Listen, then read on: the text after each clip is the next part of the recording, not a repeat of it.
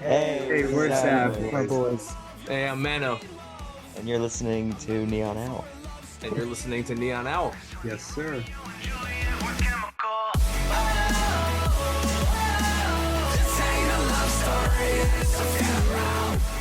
Gentlemen, thank you all so much for joining me today. I've heard a lot about, the exciting stuff you're working on for your artist projects. Really big year ahead of you, and especially I think as the latest news is y'all have a collab coming out in just about a week. So before we kind of get into that a little bit more, I wanted to just kind of, let each of you introduce yourselves a little bit more, maybe a little bit about your background and kind of how you got into music and all of that. So yeah, Chris, let's start with you, and then we'll go to Sad Boys. Yeah, man. My name is Chris. I go by Manno, which is also my last name. Born and raised in Brooklyn. Kind of a long story how I got into music, but I'm an ex-professional baseball player. I played with the Nationals and Reds. Um, but throughout my life, music has always been um bleeding out of me. And yeah, like throughout my professional baseball career, to make a very long story short, I had a really hard time not focusing on music, even though I was doing something that was like a full-time career. And I eventually left baseball prematurely, uh, pretty quickly to like pursue being a vocalist, writer, producer, etc. So yeah, it's kind of my background, and now I'm here, So Awesome. That is sick. Yeah, definitely want to get into a little bit more about how that transition has been for you, because that is like a one of a kind story for sure. Cool. So Peter, Elias, and George, if y'all want to go ahead. Yeah, sure. My name is Peter. I'm a member of Sad Boys, and I've known George and Elias since I was a kid. Elias and I both went to pre-K together, so we've been homies for a while, and George followed suit not too long after. And musically, my background has been in piano. I've always done it since I was a kid. I had the opportunity to play at Carnegie Hall in New York City when I was in high school, and then with the piano, um, I taught myself how to play guitar, and it's been a cool ride since then. So So I guess I've done music my whole life. I was a percussionist for like 10 years through the school district. And that's how I kind of meshed with Peter a little bit and my brother. And I guess I dabbled in piano because George and I are siblings, and our dad is a piano instructor and a chorus teacher as well. So I guess we both got into the arts by uh, a connective uh, path between our parents, I guess. And music was just like a way that we could get away from, I guess, the stress and anxieties that come with, you know, um, having to do things in your career with academics. And so I just feel like if maybe we didn't get connected through the school district, that maybe this wouldn't have been our path. So it was kind of cool to just get an introduction so early and to grow with it through a certain amount of years. So, hi, I'm George. I'm in the same room as Eli because we are brothers. But my camera is not working, so I apologize, everyone. I'll pop in over here. Hello. Hi, everyone. But I'm George, and I am the eldest of the Sad Boys. But musically, I grew up playing piano. As Eli said, our father is a musician and a chorus teacher. So, uh, growing up, he was our piano teacher, and we learned from him. And after a little bit of time, I started to pick up some percussion, and I'm very, very thankful for the bond that we've shared since high school, since pre-K, for Eli and Peter. and we've created something that is special to us. Awesome. So thank you everyone for sharing. Really cool to hear about some of these stories for, when you're a lot younger and kind of how everything started, coming from musical backgrounds and just really growing that throughout your life to get to where you are today. And I can relate to a lot of what y'all said as well, because I'm actually from New Jersey originally, even though I'm based out here now in the Bay Area. I had like a band with my middle school friends. I played trombone, I played piano. I was just kind of like messing around. And then for me, I think I'm currently also a producer and a DJ, and kind of, it was kind of like a long and arduous path to get to, deciding like, oh, I want to learn how to produce. Oh, I want to pick like a certain sound or direction. And at least for me, like I started off kind of doing like EDM remixes and hip hop Hmm. beats, and now I'm definitely honing in more on like a specific like melodic based sound. And I think, one thing that everyone here is really good at is like figuring out what that sound is, like finding it, honing it, combining, kind of like, more rock influenced music, but still maintaining a lot of that like electronic like heartbeat with each of your releases. So yeah, I guess if y'all would want to talk a little bit more about how that's been kind of finding your sound, your journey, going down that, route of building on like EDM and making something that's unique to each of you. Love to hear more about it. Who wants to go first? Who's going? I feel like Elias can dive into the journey from where we once um, started off musically and to now. I guess my brother and I were like super into the pop punk world, and we followed bands like Blink 182 and All Time Low and We the Kings. And funny enough, I used to play rock bands with Peter and Guitar Hero and all those games, and it kind of brought, I guess, that world of stylisms in bringing a guitarist and a drummer and creating a band. So we didn't start off as a band. However, it just kind of found, I guess, the merging through just experimenting. It honestly could have been George, maybe, where our first ever few songs where we really tried to mesh guitars with electronic influence genres like progressive house and future bass or melodic bass. So I guess honestly, it was the love of that genre, the love of EDM, and then finding a way to cross the two through our own creative, unique journey. Because there are other artists out there that are doing it. It's just, I guess, we're super passionate about the way that we're doing it, and we'll continue to do it, and we'll continue exploring new avenues to even further what we've already been doing this whole time, I guess. But it wasn't an initial plan. It kind of just found its way where through experimenting with other genres in and bringing together what we truly love in dance music and I guess the band world. That's dope. I like that. My journey is a little bit different than theirs, I think, but similar because we crossed paths, and that's how we ended up getting in this collab, which has been amazing. But like for me, it's been coming from Brooklyn. House music was like super influential, but also a plethora of other genres. And rock, like he mentioned, Blink 182, All Time Low, Green Day, but other genres as well has like influenced me. And I'm not only an electronic music, producer, vocalist, but we seem to have found our niche in this field right now because the music that we've created seems to be, amazing. And the combination of this like pop punk with the electronic elements has really personally for me has it's like bringing me back into time with those Blink 182, Sum 41 type vibes, but present day electronic music. It's like the best of both worlds. Yeah. Yeah, that is so dope to hear a little bit more about your inspirations earlier and kind of how it got to where all of you are today.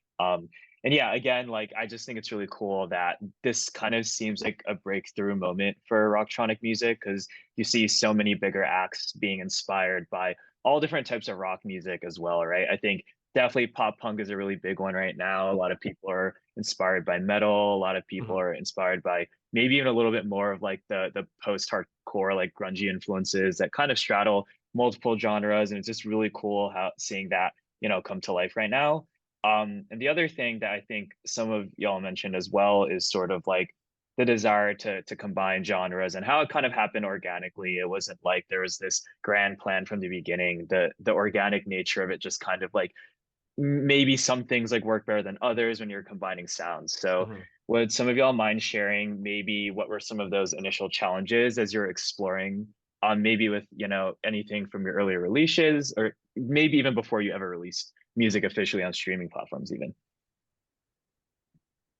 I think the biggest challenge for the boys and I was probably, you know, taking the certain amount of years to develop this future-based sound, and finally building up a small fan base, um, and then trying to bring in this new sound is always very, nerve-wracking to see how your fans will take it. So that was the biggest challenge, but I think when it comes to our music, we've always strived to just put out music that we love, and if it resonates with someone um, emotionally, if it helps them during a time, that's all that matters to us. So I think that you know taking risks is really important when it comes to your music. Um, if Peter would like to say anything else regarding that, um, feel Yeah, free. it's just like I feel like it's an experimental genre because it's fairly new, and you take like past feelings of those like pop punk vibes that people used to listen to, and then you're combining it with something maybe they haven't been exposed to yet. So it's kind of getting them on the bandwagon of exploring it, exploring a new genre and getting into something new. Um, and it's really cool, like when you're done with the show and someone comes up to you and says, "Wow, that like I've never heard that type of music, but like I'm really into it now." Like, you guys really open up that door. So, it's a challenge to get it out there and expose people to a new style, but I think it's a good challenge and it keeps pushing us forward to making that type of music. Yeah, And and I like how you said, John, that um, the way EDM is going is this merge of a lot of different genres, like metalcore, and now there's folk music that's being, heavily brought into the EDM scene by Trivecta. Mano's doing a lot of folk stuff as well.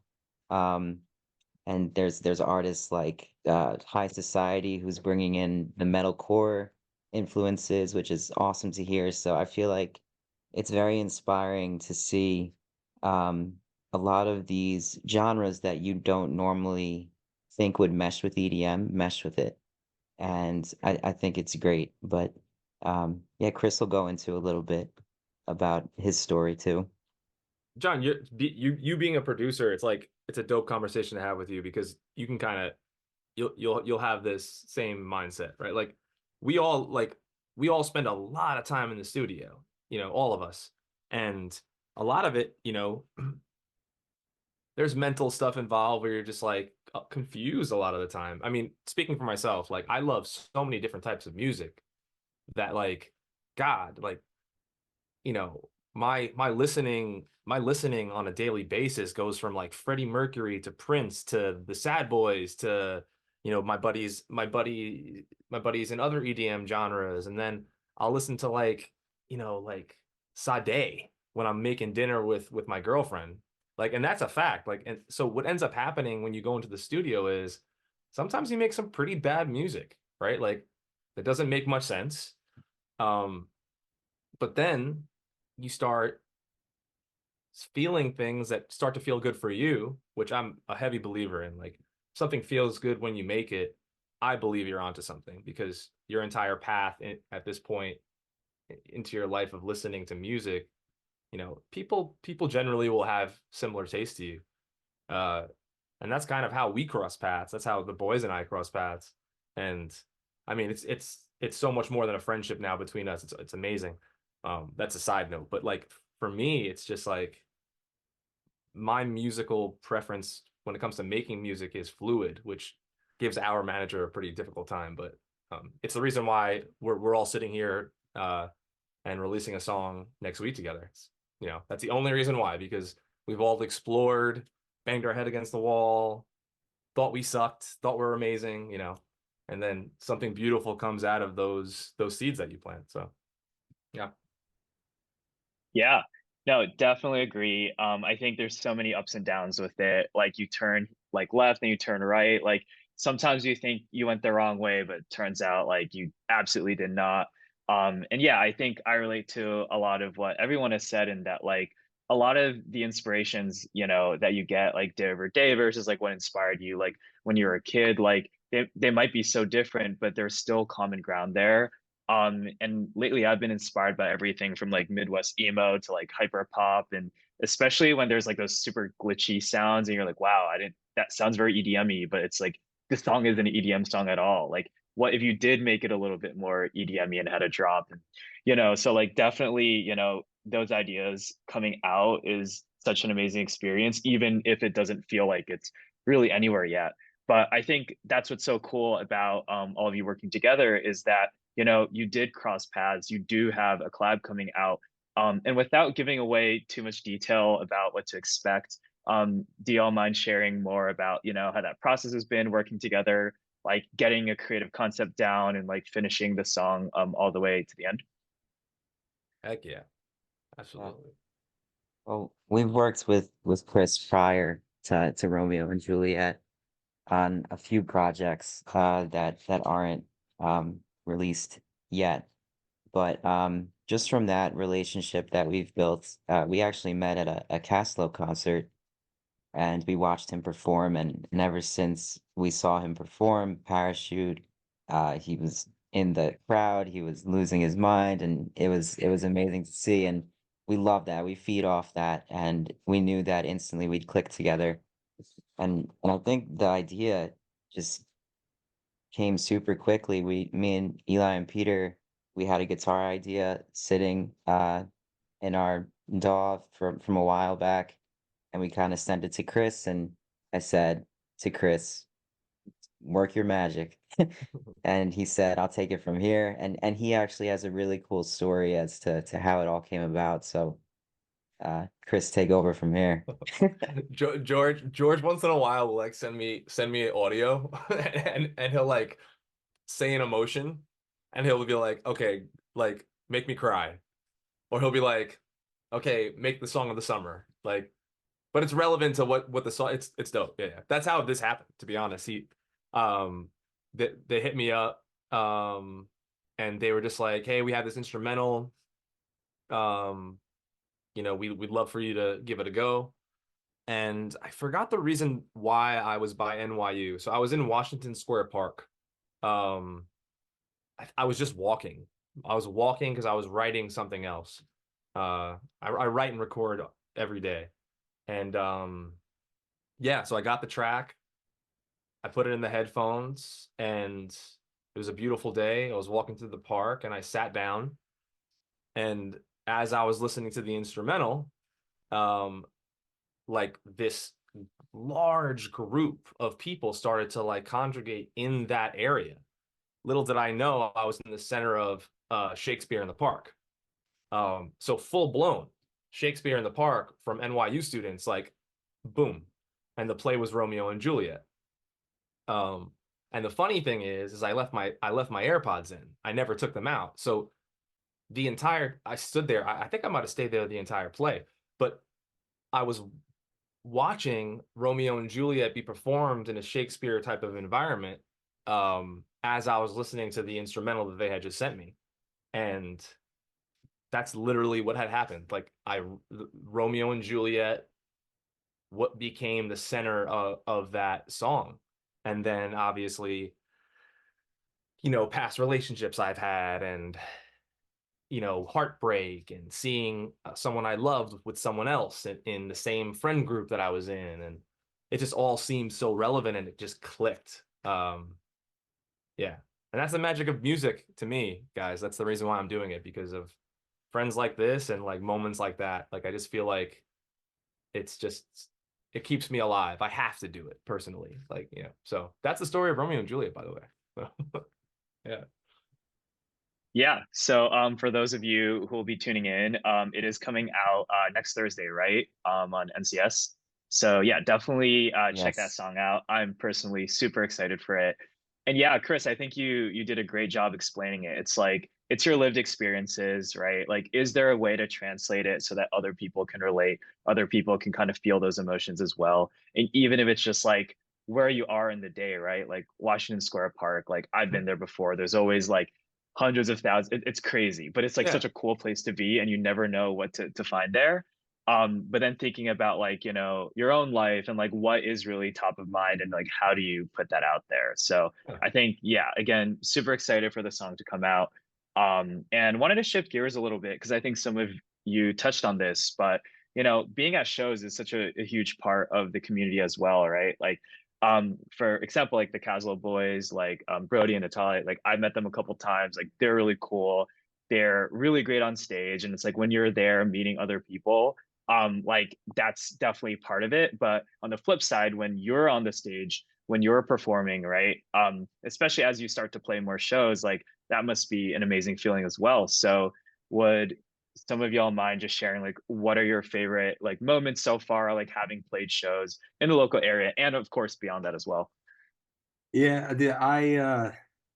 I tell Ryan, our manager, all the time. I'm like, Ryan, I'll never say no to a show. You get us a show, I am there, and we are just doing our thing. And I, we feed off the energy with either us three feeding off the energy off each other, or the energy off the crowd. And it's just such a good feeling just seeing the people having a good time. And recently a lot of people have been singing like our lyrics, and that just like it just makes us feel so good. And it's fun to interact with them during the show. We try to go away from the booth when we can, and go down in with the crowd and kind of hype them up a little bit. So it's really a good experience to make it personal, because I feel like that's what sticks with them. It's like you're able to go down there and you graze someone's hand and like, oh my God, I'm never gonna wash his hand again type vibes. You know what I mean? It's like going down there and just being personal and connecting with people, and just having a good time. And that's what makes the show. It's giving the energy, interacting, and just being yourself. Yeah. Ever since we wrapped up Romeo and Juliet, we've been performing it with Chris at every single one of our shows. And I love the moments that we share together, because half of the time it's just off the rip, as in we're not rehearsing anything. Chris is just coming out and doing his thing, and it's just so much fun to see everything happen so rawly, and just it develop into something that the crowd is enjoying and that we're enjoying, because we're all feeding off each other's energy. And I think those are my favorite moments. And playing it out at Brooklyn Steel and Webster Hall together has been just top moment for me. Eli, do you have any moments? Yeah, I feel like I feel like I know that when I'm up there, like it's for me. Like I'm jumping up and down and I'm just experiencing this energy and feelings that like I don't know if I'll ever find it in anything else. Like it's the most incredible thing. And to see other people out there, like I know Peter already touched on it, but um to hear like people singing our lyrics and knowing our songs, and like there was even someone at the show that unfortunately his buddy couldn't come because it was like 18 or 19 plus, and he had him on FaceTime showing him to us. And they were just like, we're your biggest fans. Like, we're so happy to be here. And like, that's how you get that runner's high to then give it your all out there. It's those interactions and those people that just drive you to do exactly what you know you have to do all night. Yeah. Nothing like it.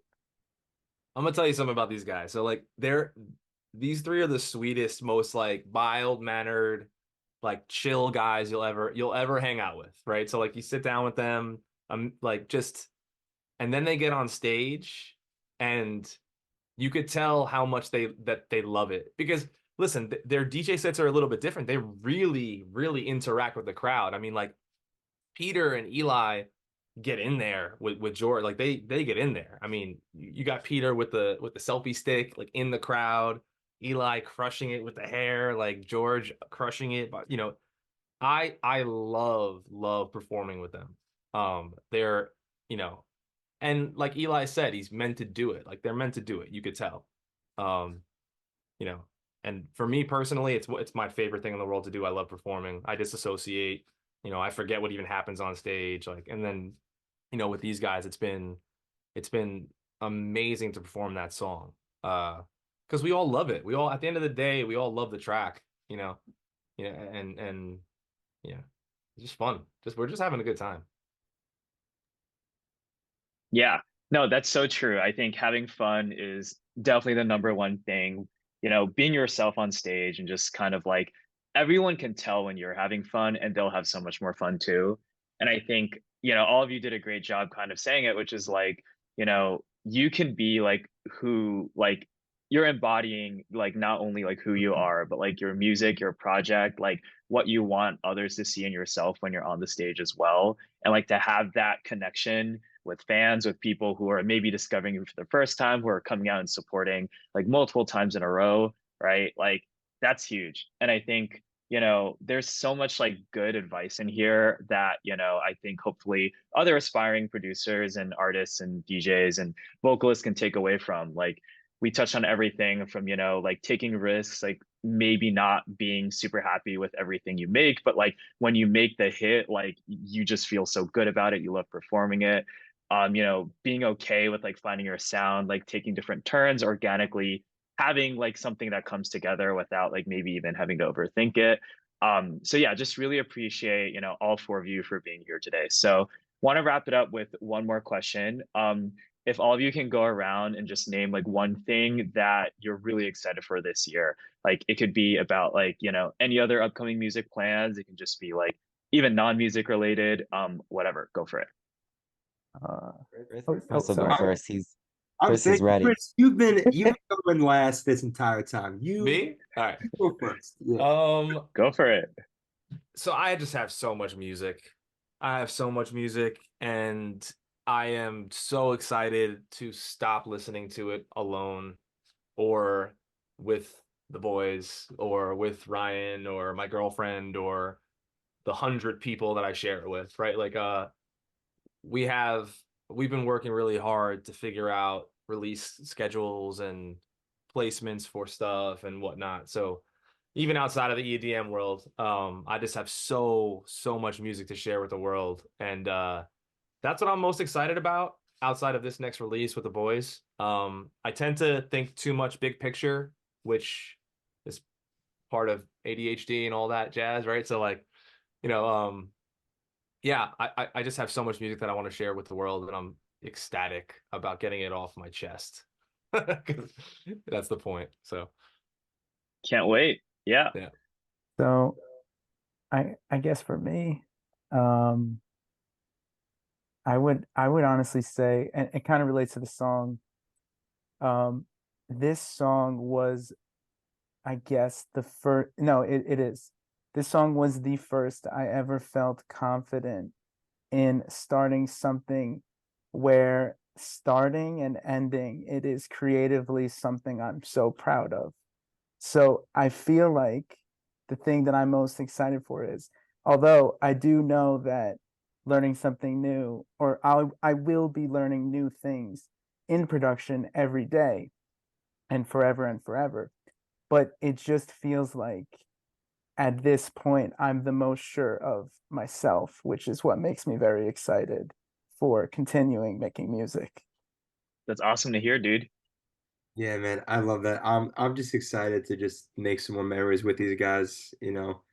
I'm like the music that's in the queue right now is absolutely insane, and I want it all to come out like tomorrow, but can't do that. But that's what I'm most excited about is like the music that's in the queue that we're ready to just unleash. And it's really going to be such a good time for us, and I hope it's going to be a good time for everyone else listening.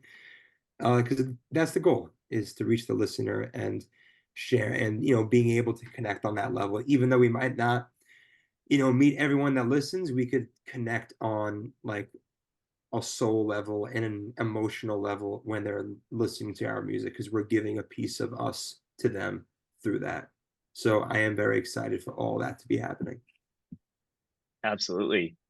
And yeah, George, we'll finish with you. Other than, you know, the massive amount of memories we'll be making as brothers all together, and this release, one thing I'm very, very stoked for is an EP that we're putting together for the summertime.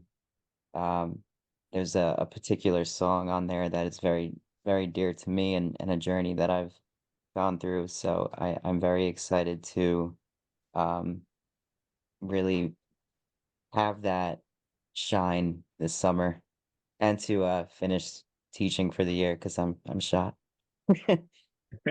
How, how I about you, Yeah. feel John? that. I feel that. Yeah. There's one more thing that I want to add that I'm excited about, and I know that all the guys are also excited. Our next show is actually at the end of the month, 2 days after Romeo and Juliet drops at the Let's Delancey, go. New York City. So that's definitely something that we're looking forward to. We're very, very excited. Um, it's just gonna be like more of like a band type set. So definitely, if anyone tuning in is in the area and wants to catch that, because it's not every day we do get the opportunity to showcase that. That's going to be a really good time. I'm super excited for that to happen. Yeah. So yeah, you heard that. If you're in the New York area, definitely come out and support. It's gonna be absolutely unforgettable. And yeah, I just want to say personally, super excited for all the music coming out. I think, all four of you took time out of your day to come here, speak with everyone. I really appreciate that. So This ain't a love story, it's a feeling.